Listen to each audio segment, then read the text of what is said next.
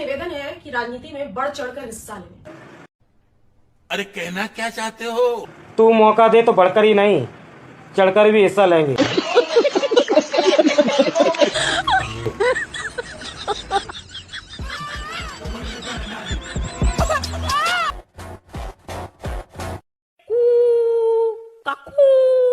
नमस्कार दोस्तों, एलविश यादव को लगता है कि मैं कांग्रेस की चाटता हूं। अगर मैं कांग्रेस की चाटता तो मेरे पास तो मेरी वाइफ भी है, मैं वाइफ की भी चाट सकता था। गांव की लैंग्वेज में इसे बीम कहा जाता है। अगर ये बीम होता तो मैं बर्तन धोता। इसे बहुत सारे लोग करकट कहते हैं। अगर ये करकट होता तो सबसे पहले कूड़े वाले इसे लेकर के जाते, क्योंकि कूड़ा करकट। भैया ने ये जो कलर करवाया है वो पीला कलर है, और मैं जो हकता हूँ वो भी पीला कलर है, यानी कि मेरे टट्टी के लेप को यहाँ पर चढ़ाया गया है। मैं अभी गोवा में आ चुका हूँ और यहाँ का नजारा आप देखिए। अरे कैमरामैन कैमरामैन कैमरामैन, बाप को भेज, तेरे बस की बात नहीं। समझ गए? आप क्रीमी लेयर को समझते हैं क्या होता है? नहीं, कुछ भी समझना, मुझे समझना ही नहीं है भाई। मुझे नहीं पता है, हमारा आरक्षण खत्म हो रहा, वो नहीं होना चाहिए। कौन है ये लोग? कहाँ से आते हैं? बस बात खत्म। कोई बात ही नहीं है। क्रीमी लेयर को समझते क्या है? हम समझे या ना समझे, हमें आरक्षण वापस चाहिए बस। आप समझते क्रीमी लेयर? ये क्रीमी लेयर ही चल रहा है। क्या है क्रीमी लेयर? क्यों नहीं है बताइए? जातिवाद पे अत्याचार, दलितों पे अत्याचार किया जा रहा है। बताइए ST OBC पे क्या, कौन सा हमें अधिकार मिल रहा है? कौन सा मिल रहा है?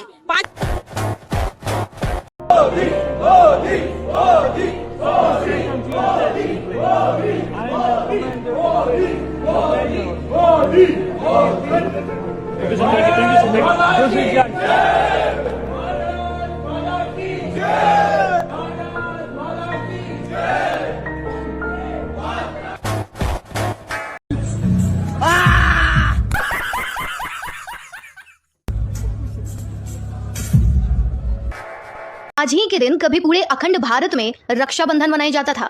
बांग्लादेश में रक्षाबंधन मनाया जाता था, पाकिस्तान में रक्षाबंधन मनाया जाता था, अफगानिस्तान में रक्षाबंधन मनाया जाता था। लेकिन कुछ घुसपैठियों और धर्मांतरण जनसंख्या विस्फोट के कारण हिंदुओं का कत्लेआम हुआ और उनका सब कुछ लूट लिया गया और बहुत कुछ बदल गया। और आज जो भारत बचा है उसके भीतर भी 9 राज्यों, 200 जिलों और 1500 तहसीलों में भी रक्षाबंधन मनाना बंद हो चुका है। यही है इस देश की सच्चाई, आप मानो या ना मानो। कभी ना कभी ये आग आपके भी दरवाजे पर दस्तक देगी।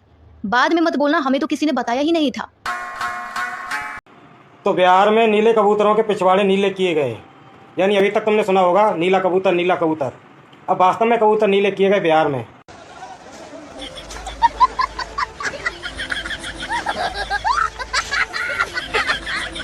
क्योंकि ये जो प्रदर्शन कर रहे हैं ये असंवैधानिक है, संविधान के एकदम विरुद्ध है।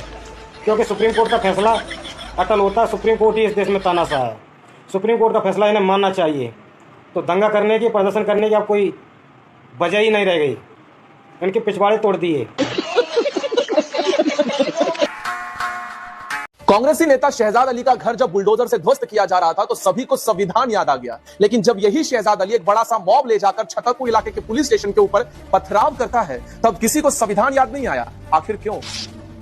कुछ मत बोलो, एक बड़ा सा मॉब छतरपुर पुलिस स्टेशन के बाहर पहुंचता है और वही बकवास वाले नारे देना स्टार्ट कर लेता है और अचानक से उसी भीड़ में से भारी पथराव भी होते हैं, जिसका लीड कौन कर रहा होता है? कांग्रेसी नेता शहजाद अली। इसके पश्चात क्या था? ये बउआ सब भूल गए हैं कि ये लोग मध्य प्रदेश में खड़े हैं जहां बीजेपी के पास 29 में से 29 सीटें अलुआ छीनने के लिए नहीं है। उनको पता था कि क्या करना है। अब पत्थर से तुमको इतना प्रेम है तो तुम्हारे घर कोई पत्थर कर देता है और अगल बगल में जो बीच में गाड़ियां आई थोड़ा वो भी तो नुकसान हो ही जाएगा। जैसे ही शहजाद अली का घर तोड़ा गया, लिबरल्स का वही स्टार्ट हो गया रोना धोना कि ये सारी चीजें असंवैधानिक है, ये चीजें नहीं होनी चाहिए थे। आप एक छोटा सा प्रश्न हमको यह बता दो कि संविधान की रक्षा सबसे अधिक कौन करता है? पुलिस वाले। अब पुलिस वालों के ऊपर पत्थर फेंकना क्या यह संवैधानिक है? तो पत्थर फेंकने वालों को क्या करना चाहिए? भारत रत्न देना चाहिए, पद्म भूषण देना चाहिए या फूल देना चाहिए? तो ऐसे लोगों का घर टूटा है तो अपना इतना ही दुख प्रकट हो रहा है तो थोड़े पैसे निकाल कर लाओ और शहजाद अली का घर वापस से बनवा दो, है ना?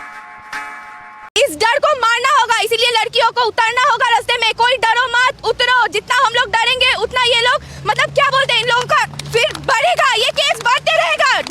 डरो मत, रास्ते पे आओ, फिर सब लोग डरेंगे। लड़कियों को चंडी होने दो, फिर सब डरेंगे। रूह कांप उठेगा सबका, फिर समझ आएगा लड़कियां लक्ष्मी से चंडी भी बन सकती है। जो लड़की शांति से एक घर संभाल सकती है, वो लड़की अपने ऊपर कोई अगर खतरा आता है तो ये घर उजाड़ भी सकती है। हम लोगों को सेफ्टी देना पड़ेगा, बस यही बात है। इसलिए लड़ना पड़ेगा और लड़की लोग को ही लड़ना पड़ेगा। ये 16 साल की लड़की है और इसने बहुत उससे बोला है कि हम लक्ष्मी से अब चंडी बनने को तैयार हैं। हमें अपनी सुरक्षा खुद ही करनी होगी।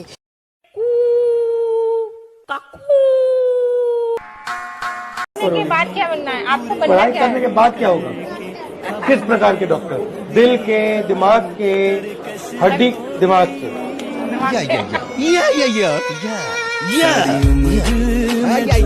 6 साल की बच्चे को लग गया कि राहुल गांधी को दिमाग के डॉक्टर की जरूरत है, इसलिए बच्ची दिमाग के डॉक्टर बनना चाह रही है, लेकिन ये चीज चमचे को नहीं लग रही है अभी तक।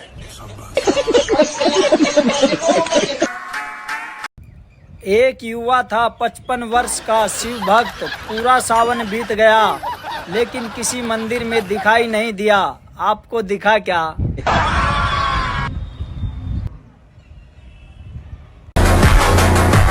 मैं कहूंगा कि जम्मू कश्मीर की चुनाव अगर हम जीतेंगे तो सारा हिंदुस्तान हमारे कब्जे में आएगा। सुन लिया भाई खड़गे जी का बयान। किसी राजनेता का कम और जिले लाई का प्रमाण ज्यादा दिखाई दे है और इसके बाद ऐसा लगा है जम्मू कश्मीर से भीड़ निकलेगी, घोड़ा में तलवार लेकर पूरे हिंदुस्तान पर कब्जा कर लेगी। ये देश किसी का बाप का नहीं है जो इस पर कब्जा कर ले, लेकिन पिछले 62 साल तक कब्जे में ही था देश कांग्रेस के। इसीलिए सेवा करने की बात नहीं करते, कब्जा करने की बात करते हैं। और ये बिल्कुल डीप स्टेट की तरीके से काम कर रहे हैं, देश को डिस्टेबलाइज करने के लिए बार बार इस तरीके के बयान दिए जा रहे हैं। सिर्फ एकमात्र जम्मू कश्मीर जीतने से बाकी जगह हार जाओगे तो देश पर कब्जा हो जाएगा तारा। ये एक कारण है बार बार हार रहे हो और पूरे देश में से कुछ राज्यों में सिमट कर रहेंगे, वहां तक भी खत्म हो जाओगे। जय बाबा जी। दंगा नहीं हो रहा, गाय के नाम पे दंगा नहीं हो रहा है भाई। तो मैं पूछ रहा हूँ कहाँ हो रहा है? आप जगह का नाम बताइए, फिर हम बात करेंगे ना उस पर। आपको जगह का नाम नहीं पता तो मुद्दे पे कैसे बातचीत करें? आप जगह का नाम बताइए, फिर हम आप पहुंचेंगे ना।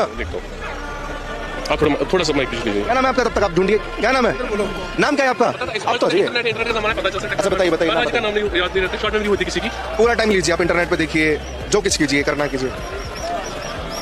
दारू नहीं रे बाबा, दवाई है। 47 का दंगा आपको याद है? भाई साहब आपसे पूछ रहे हैं, बीजेपी थी तब? बीजेपी थी नहीं, वो दंगा क्यों हुआ फिर?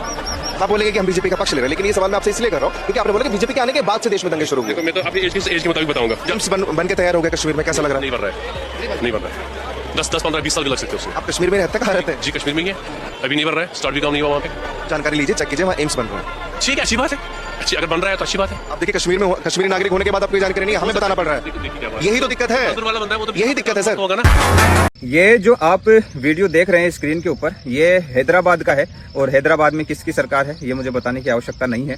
यहाँ पे इतना जो है भेदभाव हो रहा है कि ट्रैफिक पुलिस जो है वो यदि आपने टोपी लगा रखी है तो आपको बिल्कुल भी हाथ नहीं देगी। उसके बाद में यदि आपकी टोपी यदि सिर पे लगी हुई है तो इसका मतलब आपके पास लाइसेंस भी है, आपके पास हेलमेट भी है, आपके पास जो इंश्योरेंस है वो भी है, सब कुछ है। लेकिन यदि आपने टोपी नहीं लगा रखी है और यदि कलावा वगैरह हाथ में बांध रखा है तो इसका मतलब आप बहुत बड़े मुजरिम हो, आपको रोका जाएगा, आपसे हर वो चीज़ पूछी जाएगी और उसके बाद में आपको परेशान करने का कोई भी मौका नहीं छोड़ा जाएगा। तो जो भाईचारे की बात करते हैं धीरे धीरे हर स्टेट में होगा, फिर तुम्हें जो है भाईचारे का पता लगेगा। और आज हम जैसे लोग जब बोलते हैं तब हमारे कमेंट सेक्शन में ये आता है कि तुम लोग नफरत फैला रहे हो, तुम लोग जो है देश को तोड़ रहे हो।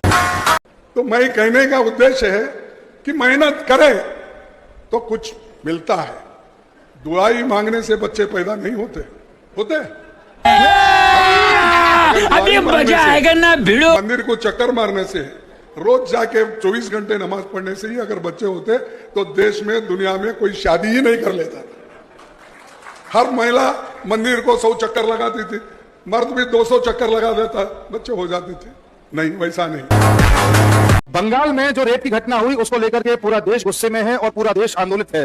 इस बात पर ये राकेश टिकैत कह रहा है कि मीडिया ने बिना मतलब का एक प्रोपेगेंडा बनाया हुआ है। क्या 10 दिन से रेप की बात किए जा रहे हो, रेप के कानून वगैरह हैं उन सबसे सजा दिलवा दो, क्या एक ही चीज को चला रहे हो? ये तो इसकी सोच है। और साथ में इसने ये भी कहा है कि जो बांग्लादेश में हुआ है वो भारत में भी होगा। जैसे 2 साल पहले 26 जनवरी को ट्रैक्टर लेकर के कुछ सो कॉल्ड किसान लाल किले पर चढ़ गए थे, बोला उस दिन तो 26 जनवरी थी, वरना तो संसद में चढ़ जाते और यहाँ पर तख्ता पलट पहले ही हो जाता। और ये भी कह रहा है राकेश टिकैत जैसे बांग्लादेश में हुआ वैसे यहाँ भी होगा। ये राकेश टिकैत के भी बोल हैं। और कुछ दिन पहले कांग्रेस के मणिशंकर अय्यर और सलमान खुर्शीद ने भी कहा था कि भारत में बांग्लादेश जैसे हालात हैं। और साथ ही जब चुनाव चल रहे थे तो यहाँ पर शहजादे ने तथा अन्य पॉलिटिकल पार्टीज ने भी बोला था कि अगर एक तरफा जीत हुई मोदी की तो इस देश में आग लग सकती है। इस तरह के बयान दिए जा रहे थे। अब आप सोच सकते हैं इन लोगों की मानसिकता कैसी है। इन सब बयानों के बावजूद भी अगर आपको यही नहीं, अभी और सुनिए, लगता है कि ये आपके हितैषी हैं और अगर आपको लगता है कि इस देश के ये बहुत बड़े रक्षक हैं, आपकी जाति के बहुत बड़े रक्षक हैं, आपके समुदाय के रक्षक हैं, तो भगवान आपका भला करे। इस देश को आप जैसों की और इन जैसों की जरूरत नहीं है।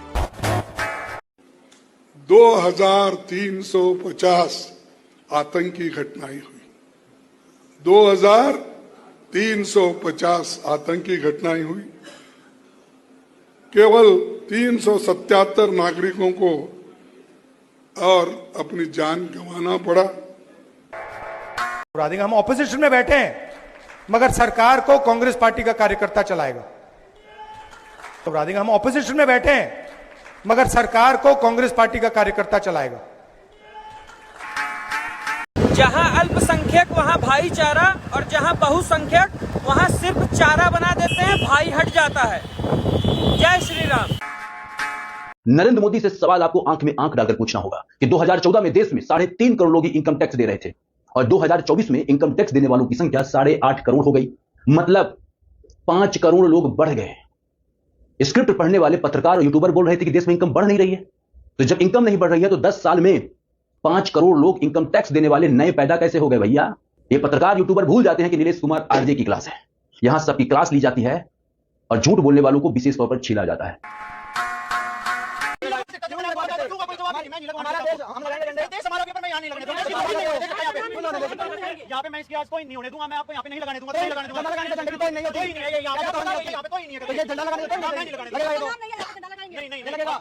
हाँ मोदी जी, इन जाहिलों का साथ चाहिए आपको, इन पंचरबाजों का विकास करना है आपको, जो 1947 से भारत देश का खा रहे हैं लेकिन अपनी दुकान के ऊपर भारत का झंडा नहीं लगा सकते क्योंकि वो इनके यहाँ पर हराम है। इन जाहिल पंचरबाजों को जब आप देश से निकालकर पाकिस्तान फेंक दोगे तब हमारा भारत आजाद होगा।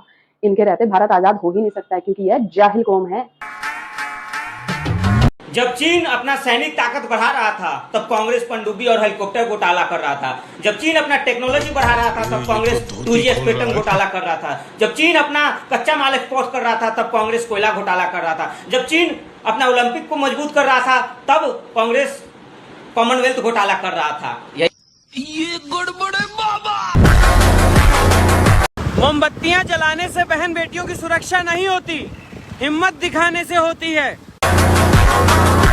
हम एक बच्चा पैदा करके सरकारी नौकरी लगवाना चाहते हैं और वो 10 बच्चे पैदा करके सरकार बनाना चाहते हैं। हाँ, वक्त बदल ज्यादा अच्छा कौन सा रहेगा? कमेंट करके बताओ।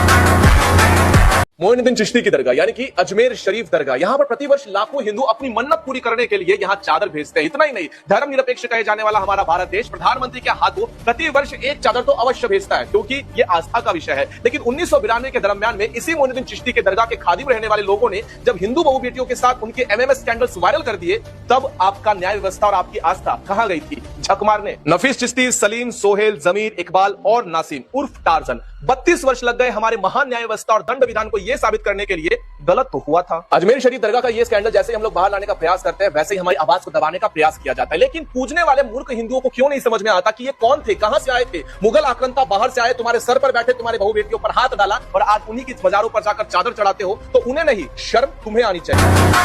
क्या नाम है आपका? मेरा नाम बाला है, मैं बंगाल से हूँ। सच्चाई में काम नहीं है, मैं भी सूट बूट पहन के रोड पे निकलता हूँ, गाड़ी है, सब कुछ है, काम के लिए तलाश में निकलता हूँ, काम नहीं है। काम नहीं है। कितना पढ़ाई किया आपने? मैंने कहाँ पढ़ा, 5-6 क्लास पढ़ा हूँ बस। मैंने कहाँ पढ़ा, 5-6 क्लास पढ़ा हूँ।